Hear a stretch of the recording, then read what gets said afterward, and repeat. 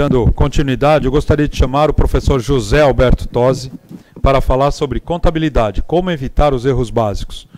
O José Alberto Tosi é administrador, contador e mestre em administração de empresas, com ênfase no terceiro setor, além de MBA executivo internacional pela FIA. Também é sócio da Tosi Terceiro Setor, empresa especializada na prestação de serviços para a organização da sociedade civil. Autor do livro SOS da ONG, Guia da Gestão para Organizações do Terceiro Setor. Muito bom dia a todos e todas, bem-vindos. Eu agradeço ao Observatório do Terceiro Setor, na pessoa do Joel, e demais patrocinadores, na pessoa da Fundação Salvador Arena, o Sérgio Loyola. É realmente um prazer disseminar conhecimento, trocar conhecimento com vocês.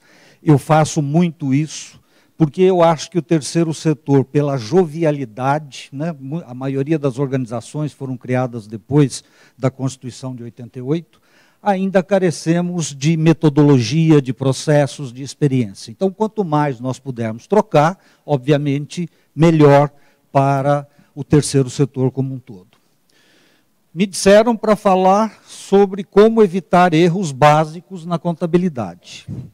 Tem algum contador aqui?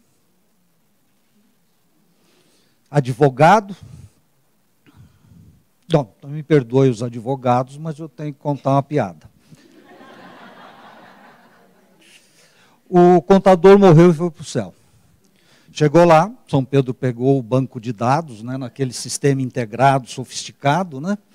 Falou, olha, você não está inscrito aqui, você não pode... Mas como? Eu fui contador de uma organização no Brasil, sofri para burro, né? Já era um inferno fazer aquilo, e agora não tem a porta do céu? Não tem. Se não está aqui, pode ir para o inferno. Ele, muito a contragosto, foi para o inferno.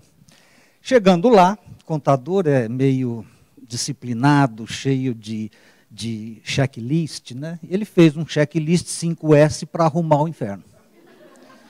E aí ele começou a organizar o inferno e a coisa foi ficando legal. O diabo gostou, porque aquela governança não era tão difícil mais, né? Porque ele estava organizando e ficou até mais tranquilo. Aí Deus foi fazer uma auditoria no cadastro de entrada do céu. E chegou à conclusão que exatamente daquele contador estava errado. Esse contador não é do inferno, ele é daqui do céu. Então, Pedro, manda um WhatsApp para o diabo, para que ele, então, mande o contador para cá, porque houve um erro.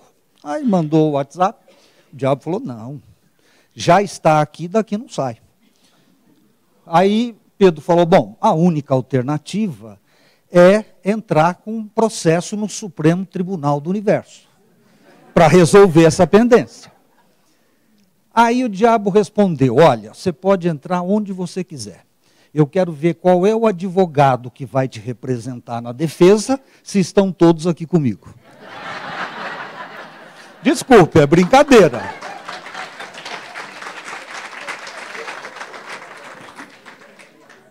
Isto para dizer para vocês assim, eu sou contador, eu posso falar, me desculpe os meus companheiros. Não acredite piamente no contador, porque ele acha que vai para o céu, mas não vai não. Pelo que ele está fazendo aqui, não necessariamente, tá?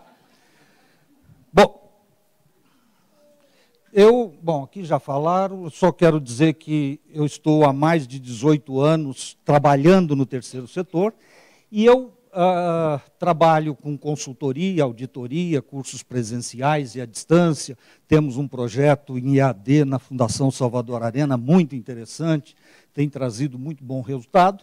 E eu também estou nas redes sociais, certo, Jenny? E tem aqui um boletim de terceiro setor, que quem entrar no site www.tose.com.br pode se cadastrar e receber um boletim periódico, acho que são 2 versões por semana, com os assuntos relativos ao terceiro setor, que eventualmente pode ajudar, inclusive editais. Então, vou colocar o edital da Fundação Salvador Arena e assim por diante.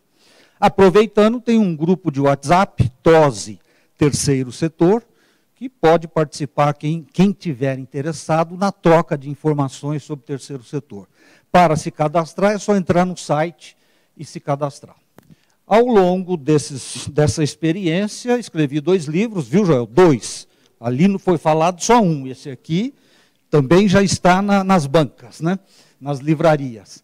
Este mais preocupado com a estrutura das organizações, a estruturação dos processos, e esse mais preocupado com a sustentabilidade futura do terceiro setor no Brasil. Ambos, eu falo um pouco de contabilidade, né? E, vamos dizer, é esse o nosso tema aqui. Vocês sabem que o nosso terceiro setor se relaciona com o Estado na captação de recurso, na prestação de contas, em toda aquela legislação que o Estado ou o governo tem para as organizações, se relaciona com o mercado na captação de recurso e prestação de contas. Então, ele está intimamente engajado em nosso processo da sociedade brasileira. Quem me conhece sabe, ou já viu, toda a conversa que eu tenho com o terceiro setor, eu faço questão de colocar um pouco aqui a visão de números. A última FASFIL, ou aquela que está no site do IPEA, colocou que nós temos 820 mil organizações sem fins lucrativos.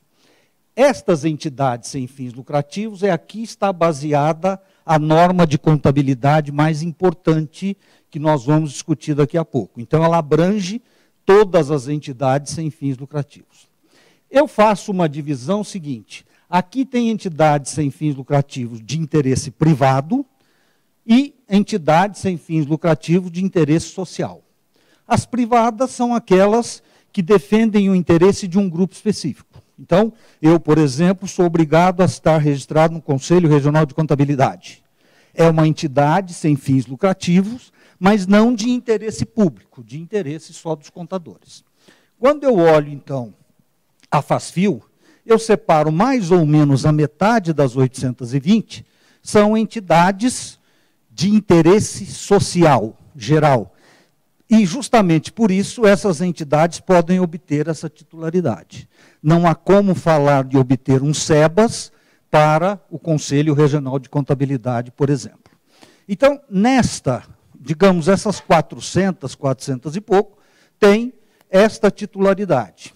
O CIP, que já foi mencionado, 7.114, organizações sociais, SEBAS e a extinta Utilidade Pública Federal. Minha opinião, olhando isso, são muito poucas entidades no Brasil de terceiro setor que têm essa titularidade. Pela dificuldade, por problemas de legislação, por problemas de entendimento, por problemas de estruturação da própria entidade e por problemas da contabilidade.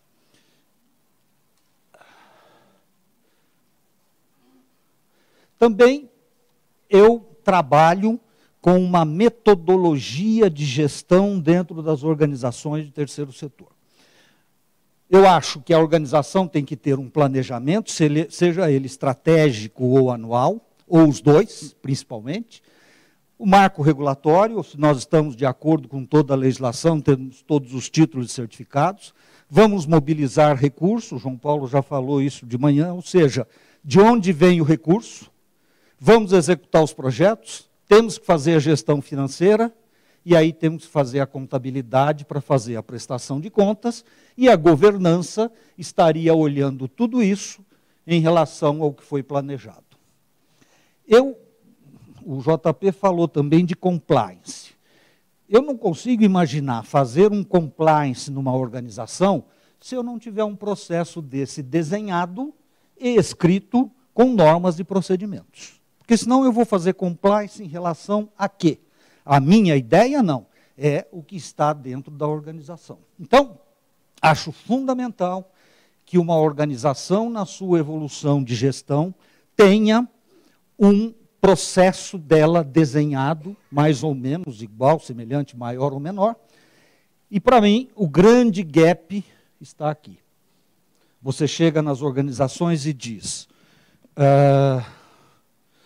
ou você define, eu defino contabilidade nas organizações do terceiro setor assim: não sei, não quero saber e tenho raiva de quem sabe. Isso é problema do contador. Eu digo, é problema do contador até a página 2. Porque na página 2, se alguém exigir a contabilidade dentro das normas e eu não tiver, quem vai sofrer é a própria organização. Então, o nosso foco está aqui, e aqui a gente vai ver uma série de questões e problemas que acontecem no dia a dia. Exigências. A contabilidade é exigida para qualquer pessoa jurídica. Portanto, não há muito o que falar, né? Essas leis todas exigem. Mas, independente das leis, a organização é obrigada a seguir as normas brasileiras de contabilidade. Então, para ser considerada sem fins lucrativos, você tem que ter uma contabilidade para provar que o lucro ou o superávit não está sendo distribuído. O Código Civil, o Código Tributário, que o Sabo Paz derrubou o meu argumento, porque falou que contabilidade não precisa ser exata, né? Mas a experiência que eu tenho é que tem organização que não entra na justiça porque não considera que a sua contabilidade está adequada e pode perder o processo. A lei da OCIP fala em contabilidade, a lei da filantropia 12.101, 12.868 fala da contabilidade, diz que a entidade só tem direito de ter o SEBAS se ela seguir as normas brasileiras de contabilidade. Organização social obriga, e agora a lei 13.019, que também diz que a organização tem que escrever no seu estatuto que segue as normas brasileiras de contabilidade e os princípios de contabilidade geralmente aceitos. E aí eu chego numa organização, ela escreve isso no estatuto, porque é obrigado, senão ela não consegue captar recurso, e eu digo para o gestor e falo, quais são as normas brasileiras de contabilidade? Quais são os princípios fundamentais de contabilidade? Não sei. Mas você escreveu no estatuto que vai seguir. Então, eu não estou aqui dizendo que os gestores de organização devam entender profundamente de contabilidade. Mas há que haver uma responsabilização de alguém, do contador, ou uma conversa periódica com o contador para fazer essa avaliação. Porque senão é igual casa arrombada. Depois que arrombou, eu vou ver se tinha seguro. Então, gente, precisa realmente ter essa contabilidade dentro dos padrões. Essa lei 11.638, lá de 2007, ela fez algumas mudanças na lei da sociedade anônima e instituiu a adaptação da contabilidade brasileira às normas internacionais de contabilidade. Nós éramos um país, até em função da inflação passada, que tínhamos procedimentos contábeis diferentes do que o resto do mundo. Então, as filiais de empresas no exterior tinham que ter uma contabilidade especial para consolidação, que é uma confusão danada. O Brasil, antes de 2007, assinou um acordo internacional para adaptar a contabilidade brasileira à contabilidade internacional, no caso do Mercado Comum Europeu, IFRS. Hoje, temos dois padrões contábeis, IFRS e a americana. As duas estão trabalhando para se fundirem também. Então, provavelmente, daqui a algum tempo, vamos falar numa contabilidade de linguagem única no mundo.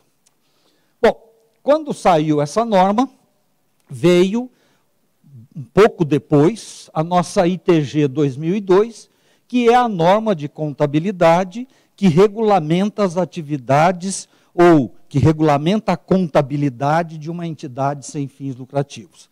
Vejam que tem um R1 aqui, em agosto de 2015 já saiu uma modificação nessa norma. Eu não quero me estender com relação à norma, até porque pela falta de tempo.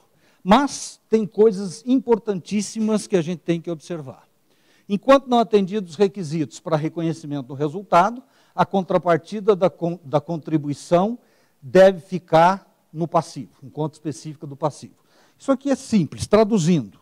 Você captou um recurso público, recebeu, colocou numa conta bancária específica. Isto não é receita da organização, isso é uma responsabilidade por exercer ou executar um projeto, ao qual você se comprometeu. Então, você tem que colocar no ativo e no passivo e não no resultado. As receitas decorrentes, devem ser registradas em contas próprias, inclusive patrimoniais, segregando das demais contas. O João Paulo falou aqui em dinheiro carimbado. Uma das características do terceiro setor é o seguinte: tem dois dinheiros que entram na organização. Um dinheiro carimbado e um dinheiro não carimbado. O dinheiro carimbado significa que eu assumi uma responsabilidade por executar um projeto. Portanto, ele não é um dinheiro da organização para aplicar onde quiser. Ele vai aplicar naquele projeto ao qual definiu o orçamento. Então, na contabilidade, tem que ficar separado do dinheiro não carimbado. E o dinheiro não carimbado é aquele que você recebe de eventos, de doações espontâneas, de mensalidade de associado, que não tem um destino específico. Então, ele vai financiar as despesas administrativas e gerais da organização. Estes dois dinheiros têm que ser separados no ativo, no passivo e no resultado, quanto entrou e quanto saiu. Então, fica assim. Importantíssimo, se eu não separo dinheiro carimbado de dinheiro não carimbado, eu já posso dizer para vocês que vocês não seguem as normas brasileiras de contabilidade do terceiro setor. Como todo mundo aqui segue, só vamos dar algumas informações para vocês passarem para o vizinho que não sabe. O dinheiro restrito, ele entra na organização, passa pela contabilidade, financia as despesas do projeto e a sobra eu tenho que devolver. Exemplo, dinheiro público. Por força de lei, todo o dinheiro público captado de acordo com a Lei 13.019 passa pela organização, financia o projeto e a sobra eu tenho que devolver. Vejam que esse não é um dinheiro da organização. É algo que você captou um recurso na perspectiva e na responsabilidade de executar um projeto. Portanto, ele não sobra nada no resultado e não vem para o patrimônio. O que vem para o patrimônio, ou sobra no resultado, são os recursos não carimbados, inclusive a geração de renda. Ele entra, paga os passivos, vai para resultado, receita e despesa, e a sobra fica no patrimônio.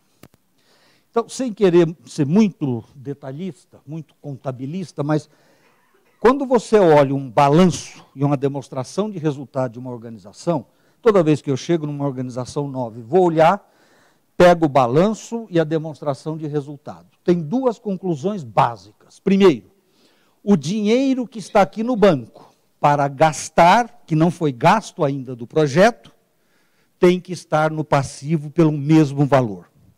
Recebi 100, gastei 20, tenho 80 no banco a gastar de dinheiro carimbado, tenho que ter 80 no passivo. Se não tiver, está errado. Segundo, mesmo exemplo de 100. Gastei 20. O 20 veio para o resultado como despesa que eu paguei, mas ao mesmo tempo vem a receita de 20, resultado 0. Portanto, dinheiro carimbado não fica nada no bolso da organização. Simplesmente passa, mas necessariamente na contabilidade tem que estar segregado deste, separado deste. E isto é o que diz a norma de contabilidade. Erros. Algumas organizações que eu visito não faz essa separação, e ao não fazer essa separação, não está seguindo a norma brasileira de contabilidade. Também, um erro muito comum, às vezes, é não abrir uma conta específica para o projeto, e aí o dinheiro carimbado aqui se mistura em tudo isso, e, obviamente, eu perco o controle e tenho problemas na prestação de contas. Outro problema, o trabalho voluntário, inclusive de membros integrantes do órgão da administração, no exercício de suas funções, deve ser reconhecido pelo valor justo da prestação de serviço, como se tivesse ocorrido desembolso financeiro. Esse item da norma foi uma das alterações do R1. Quando saiu pela primeira versão, não tinha, inclusive, de membros integrantes do órgão da administração. E aí surgiu uma discussão danada, deve, não deve, e ficou o mercado todo discutindo. Saiu isso dizendo, inclusive os membros integrantes da administração. O que significa que eu devo lançar trabalho voluntário de diretor, conselho de administração e conselho fiscal. É um trabalho voluntário e está escrito no estatuto. Conclusão, não existe uma entidade sem fins lucrativos no Brasil que não tenha trabalho voluntário, a não ser que a diretoria seja remunerada, como foi dito agora há pouco. Se for remunerada, pode até ser que não tenha trabalho voluntário, mas, não sendo, no mínimo, a administração é um trabalho voluntário. Para fazer a prestação de contas e a transparência, como foi falado, a contabilidade necessariamente tem que estar separada por projeto e eu tenho a visão geral. Quando eu vou fazer prestações de contas institucionais a órgãos reguladores, tributários, eu uso a contabilidade de uma forma geral. Quando eu vou fazer prestação de contas específica de um projeto, eu uso só esse pedaço da contabilidade. Então, se nós não tivermos esta segregação por projeto, nós não vamos conseguir fazer, através da contabilidade, uma prestação de contas de um projeto específico. Aqui é outro grande problema, demonstrações contábeis. A norma diz, deixa eu passar aqui que fica mais claro, toda contabilidade no Brasil deve gerar um balanço, uma demonstração de resultado do exercício, uma demonstração das mutações do patrimônio, demonstração de fluxos de caixa e nota explicativa. 5. Se deixar de fazer uma, já não está seguindo as normas. E aí vem uma coisa muito interessante que a gente fala, transparência. Sem dúvidas, temos que ter transparência, temos que divulgar os resultados da organização, mas, pelo amor de Deus, você vai para o inferno se você deixar de publicar alguma dessa. Porque você não está seguindo as normas e está dando transparência àquilo que você não faz. Eu não sei o que é pior, não dar transparência ou dar transparência de uma coisa errada. E já adianto para vocês que o cara que vai lá para o céu costuma dizer, não, isso aqui se é sem fins lucrativos, não paga imposto de renda, não precisa fluxo de caixa e nem nota explicativa. Mentira. Precisa, e eles falam isso porque nem sempre sabem fazer o fluxo de caixa e nota explicativa tem que escrever muita baboseira em Word e o pessoal não tem paciência. Mas, para considerar a organização como entidade sem fins lucrativos, seguindo as normas, são essas 5 demonstrações que devem ser divulgadas e publicadas. Tem algumas coisas específicas, né? Doação para custeio é despesa, doação de mercadoria deve ser contabilizada, doação de bens tem uma peculiaridade no lançamento, se o bem será utilizado como imobilizado da organização. Recursos restritos, a gente já falou. Também a norma exige que, no mínimo, você apure a renúncia fiscal, os benefícios usufruídos, ou seja, os tributos que a organização deveria pagar, mas não paga por uma questão de isenção. Ela exige que isso seja minimamente divulgado numa nota explicativa e, novamente, o trabalho voluntário. Para isso, tem uma coisa que chama plano de contas, que não tem nada de difícil, é uma lista de contas de ativo, outra de passivo, de receita e despesa, mas tem que estar combinado entre o contador e o gestor da organização. Porque senão ele vai fazer do jeito dele. E aí, isso aqui vai determinar como eu segrego as informações na contabilidade. Outra coisa importante, se eu faço um orçamento de um projeto para entregar lá no edital da Fundação Salvador Arena, e eu tenho que observar o que eles vão querer como prestação de contas. Eu vou fazer um orçamento. Agora, os nomes, as rubricas que eu dou às despesas desse projeto devem ser iguais à da contabilidade ou do plano de contas. Senão, como é que eu vou comparar orçado com realizado? Num lugar eu tratei isso de uma forma, na contabilidade eu trato de outra. Então, não terá aderência para comparar orçado com realizado. Tem algumas organizações que criam uma contabilidade paralela lá dentro da organização, e aí tem mais trabalho. O ideal, então, o que seria? Eu tenho na horizontal as contas contábeis e na vertical o que a gente chama de centro de custo, que na verdade são caixinhas dentro da contabilidade, que eu digo, bom, teve uma receita do projeto B, eu vou lançar aqui. Teve uma despesa de viagem do projeto C, eu vou lançar aqui. Tudo isso aqui seria a somatória geral, mas eu divido na contabilidade por projeto. Se não tiver uma estrutura de contabilidade deste jeito, vai ser muito difícil atender prestação de contas e atender a legislação.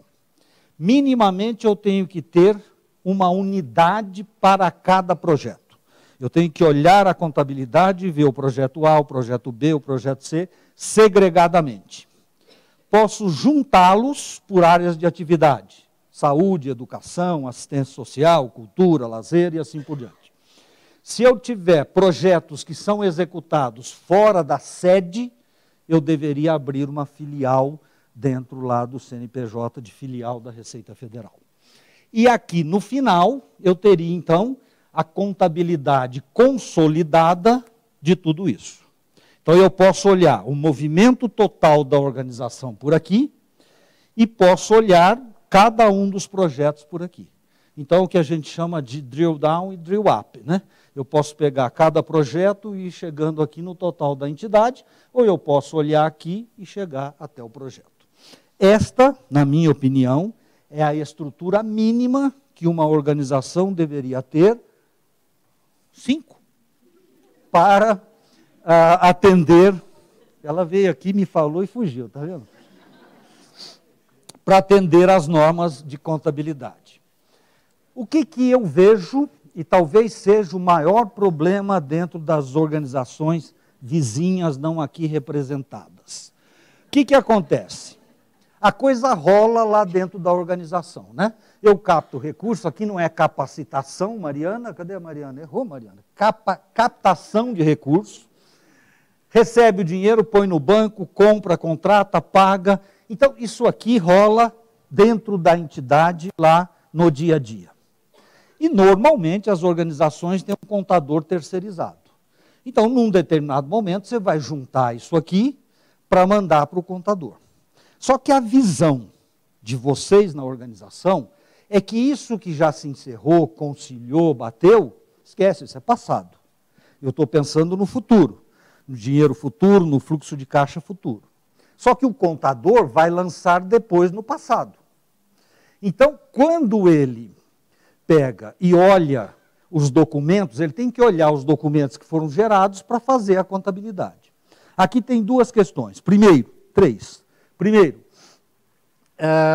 esses documentos nem sempre trazem a informação adequada para o contador, principalmente separado por projeto para lançar na contabilidade. Então, o contador recebe os documentos, olha um documento, não entendeu bem, liga para a organização. Depois olha um segundo, não deu, manda um WhatsApp. Olha um terceiro, ele vai desanimando e faz uma contabilidade que a gente chama de intrafemoral, nas coxas. É porque eu já vi organização que vendeu um veículo, não informou o contador, o dinheiro apareceu no banco, 50 mil, ele falou, o que é isso? Lançou como doação espontânea. Aí ficou uma doação na receita, na realidade ela não tinha mais o veículo. Por quê? Porque não houve uma informação adequada. Outra coisa que acontece muito é atraso. Isso aqui rola no dia a dia e tem que mandar para a contabilidade. Nem sempre mandam mensalmente os documentos, né? Tem organização que faz tudo direitinho, mas nem sempre mandam mensalmente. Tem organização, às vezes, demora 2 dias, 3 dias. Eu já vi organização que demora o ano inteiro. Quando chega em janeiro do ano seguinte, está mandando os documentos do ano passado. E aí tem um problema. Primeiro, você pega os documentos, se for mais de um mês, pega os documentos, bota num saco plástico daquele preto, mais resistente, que você vai dar para o motoboy levar. Se tiver um saco plástico muito frágil, ele pode esparramar documento da organização na marginal. Imagina se estiver chovendo, aí vai aparecer nota fiscal com um pneu por cima, né? Tudo lameado. Então, para mandar os documentos tem uma técnica, né? Mande de uma forma bem cuidada. Mas o principal problema é o seguinte: quando você manda para o contador, parece que você lavou as mãos. Acabou. Não acabou. Se você não conferiu o que ele fez, vamos criar um paralelo. A organização está indo por aqui, a contabilidade está indo por aqui. Por quê? Porque eu não estou conferindo o que ele fez. E não adianta você dizer, ele faz tudo certinho, não faz. Não adianta você dizer, não entendo de contabilidade, acho bom aprender um pouquinho. Eu costumo fazer assim, chama o contador numa reunião bimestral, se possível mensal, dependendo do tamanho da organização, e ele tem que ir lá explicar o que aconteceu, e a gente tem que conciliar os movimentos financeiros com o movimento contábil. E tem uma regra que eu não pus aqui, um item na prestação, na norma ITG 2002, que diz o seguinte: a prestação de contas deve espelhar aquilo que está na contabilidade. Ou seja, quando eu entrego uma prestação de contas, bonitinha, em Excel, tudo com aquelas, né, aqueles gráficos e tal, se esta prestação de contas, em termos econômico-financeiro, não estiverem registrada, demonstrada claramente na contabilidade, ela, em tese, não tem valor. Então, se você não tem esse projeto segregado na contabilidade, você não vai poder se basear na contabilidade para fazer isso. Um dos grandes problemas é a integração do processo financeiro com o processo contábil. O que eu preciso fazer? Eu preciso ter uma estrutura financeira que corresponda a uma estrutura contábil. Então, eu tenho por projeto no financeiro e tenho por projeto na contabilidade. Então, se eu olho na contabilidade os meus controles por projeto, e se eu tenho no financeiro os meus recursos, também por projeto segregado entre restrito e irrestrito, digamos que essa integração fica mais fácil, e fica mais fácil de você conferir o resultado disso. Feito este processo organizado, o que a gente tem mensalmente? Você tem um relatório por projeto, do orçado até o mês, no mês, e do acumulado até o mês. Isto é o orçamento que eu entreguei para o investidor social. E eu tenho aqui o real, que é aquilo que a contabilidade apurou, tem-se uma variação, o real até esse momento, e tem uma variação em cada projeto. Eu posso colocar aqui uma unidade que eu coloquei no projeto, que seria o resultado social. Digamos que seja a quantidade de atendimento. Eu me comprometi nesse projeto a atender 50 pessoas por mês, não sei. Eu coloco aqui, então, o orçado e coloco quanto eu realmente atendi. E coloco aqui quanto eu atendi, o orçado e o real do período todo do projeto. Se eu divido as despesas pela quantidade de atendimento, eu vou achar o custo unitário do atendimento, que para mim é um dos melhores fatores de medida do resultado de um projeto. Mas atenha-se a qual foi o indicador de resultado social que você colocou no projeto. Então eu vou te dizer para o investidor, para cada resultado que eu coloquei no projeto, custou tanto. Imagine que seja treinamento em informática, quantas pessoas eu treinei, e assim por diante. Então, isto vem em bateria com a contabilidade. Primeiro, isso aqui, no final do projeto, é o espelho da prestação de contas econômico-financeira.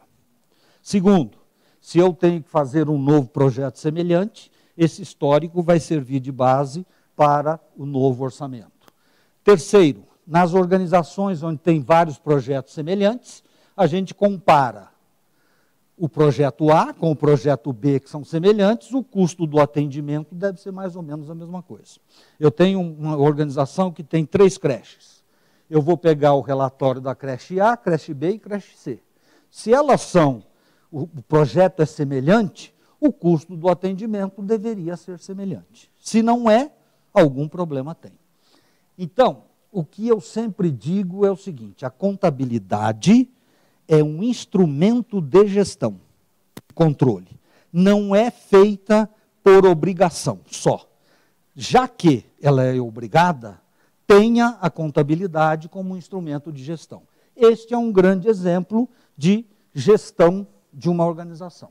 E também não venha me dizer que não dá tempo porque o contador não fechou.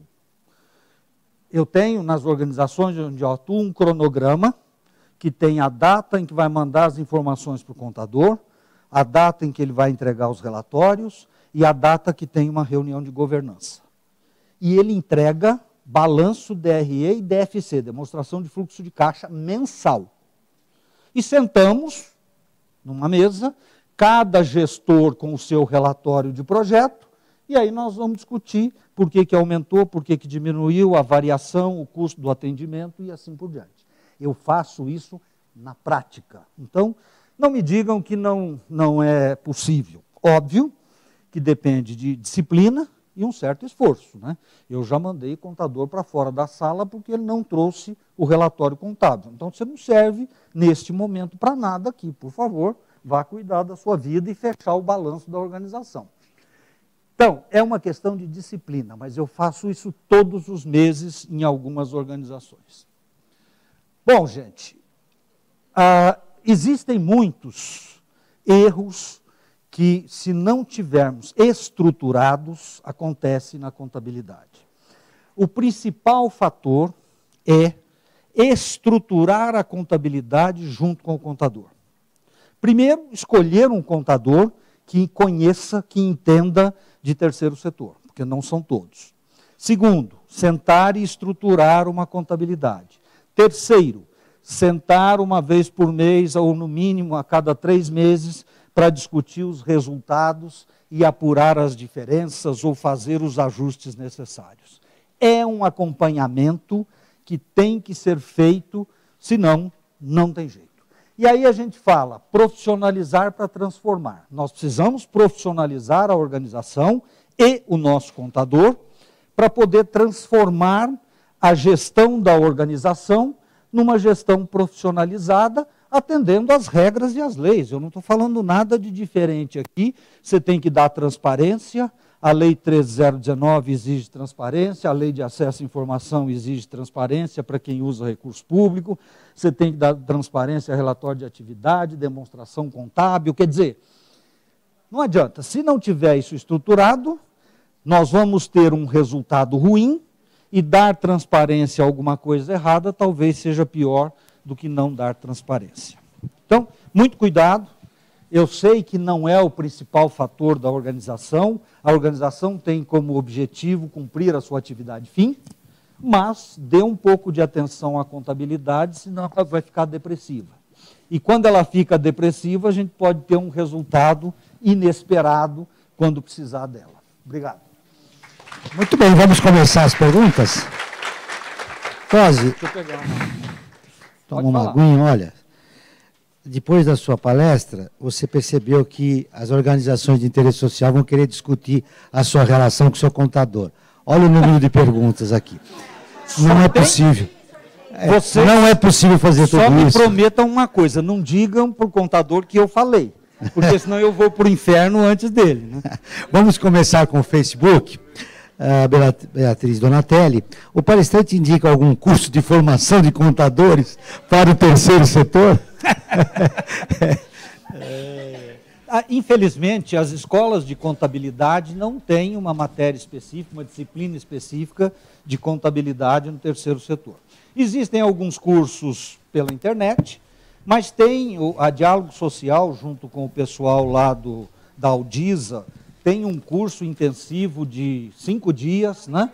E é um curso, aparentemente, eu nunca fiz, mas aparentemente muito bom, que dá uma boa visão de contabilidade.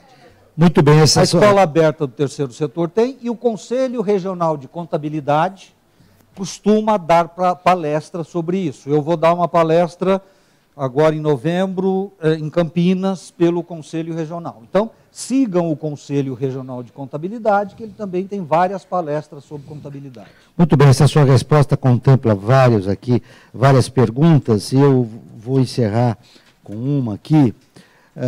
Tosi, é a Silvia, ela é consultora e palestrante. Existe uma grande dificuldade, eu não entendi aqui, como o celular, o valor da hora do voluntário.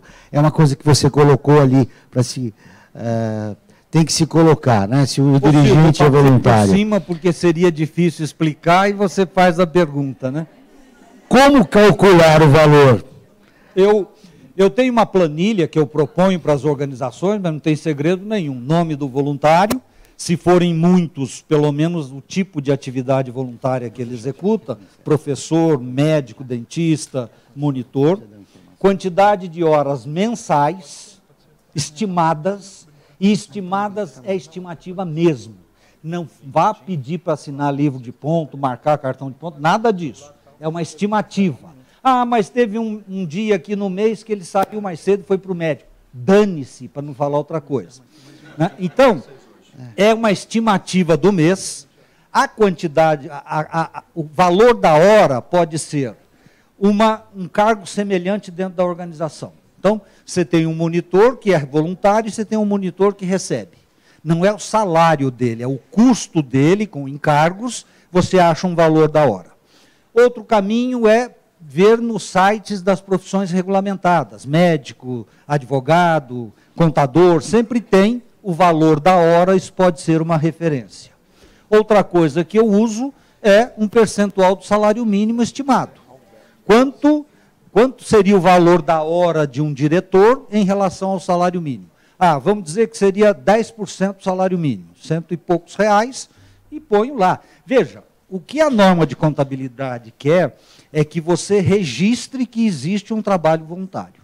Isso não é frescura, é que para apurar o custo do projeto, necessariamente eu tenho que colocar o que eu captei voluntariamente, o que eu captei de doação de alimentos e o que eu captei de recurso. Esse é o custo real do projeto.